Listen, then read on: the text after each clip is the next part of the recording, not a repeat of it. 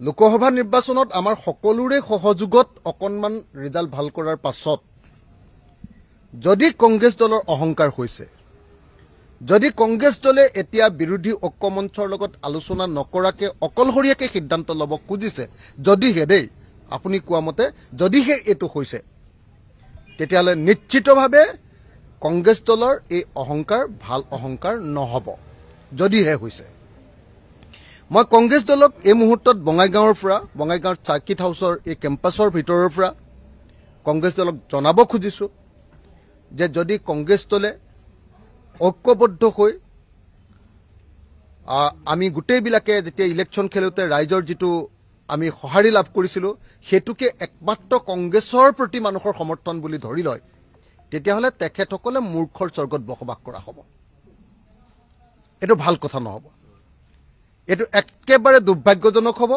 আৰু মই ভাবোঁ যে যদি দৰকাৰ হয় ঠিক আছে, কংগ্ৰেছে যদি খেলে বেলেগ কথা, কিন্তু প্ৰথমতে বিৰোধী ঐক্যমঞ্চৰ ভিতৰত আলোচনা হ'ব লাগিব। আৰু বিৰোধী ঐক্যমঞ্চৰ লগত আলোচনা নকৰাকৈ যদি কংগ্ৰেছে এনেকুৱা কথা কয় যে অকলে তেওঁলোকে ইলেকশ্যন খেলিব, তেতিয়াহ'লে পৰৱৰ্তী ইলেকশ্যনবিলাকত আমাৰ পৰা সহযোগিতা নাপাব। আৰু দৰকাৰ পৰিলে তেতিয়াহ'লে নিজৰ ষ্টেণ্ড ক্লিয়াৰ কৰি ল'ম। যদি কৈছে, মইতো নাজানো, কংগ্ৰেছে যদি কৈছে, মই বানপানীত ঘূৰি ফুৰিছোঁ, আপোনালোকে সকলোৱে দেখিছে, এক মিনিটো বেলেগ কথা ভাবিবলৈ সময় নাই। ৰাতিপুৱা 5টা বজাৰ পৰা ৰাতি 12:30, 1টা বজালৈকে মানুহৰ মাজত আছোঁ, ব্ৰহ্মপুত্ৰ নদীৰ ভিতৰত আছোঁ, 10:30, 11টা বজালৈকে নাৱৰ ওপৰত আছোঁ। মানে মই নাজানো, সঁচাকৈ নাজানো। কিন্তু যদিহে কংগ্ৰেছে কৈছে যে অকলে তেওঁলোকে উপ নিৰ্বাচন খেলিব, তেওঁলোকৰ এইটো অহংকাৰ হৈছে।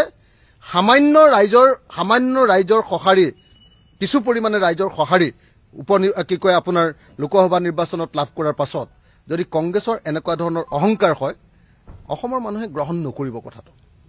সেইকাৰণে মই ভাবোঁ যে অচিৰেই আমাৰ বিৰোধী ঐক্যমঞ্চৰ সভা অনুষ্ঠিত হ'ব লাগে।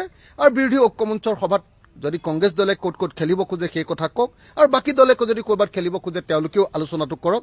সকলোৱে আলোচনাৰ শেষত আমি যি সিদ্ধান্ত ল'ম সেই সিদ্ধান্ত মতে হ'ব লাগে বুলি মই ভাবোঁ।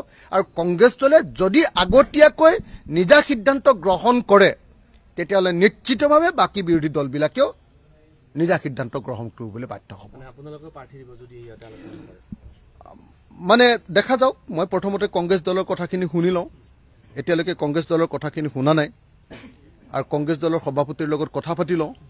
যদি সঁচাকৈ তেখেতসকলে এনেকৈ ধৰণে কৈছে, বিৰোধী ঐক্যমঞ্চ এটা থকাৰ পাছতো, আৰু আজি এমাহৰ আগত একেলগতে ইলেকশ্যন খেলি যোৱাৰ পাছতো যদি অকলশৰীয়াকৈ ইলেকশ্যন খেলাৰ কথা তেওঁলোকে ঘোষণাই কৰি দিছে, মই নাজানো আপুনি কৈছে ঘোষণাই কৰি দিছে বুলি, যদি ঘোষণা কৰি দিছে ডেফিনেটলি কংগ্ৰেছ দলৰ এই ঘোষণা আমি ইতিবাচক ঘটনা বুলি নামানো। আমি ডেফিনেটলি ইয়াৰ বিৰোধিতা কৰিম, আৰু ডেফিনেটলি আমি কংগ্ৰেছ দলে আমাৰ লগত আলোচনা নকৰাকৈ, আটাইবিলাক বিৰোধী দলৰ লগত আলোচনা নকৰাকৈ কৰা এনেকুৱা সিদ্ধান্তক অহংকাৰ বুলি গণ্য কৰিম।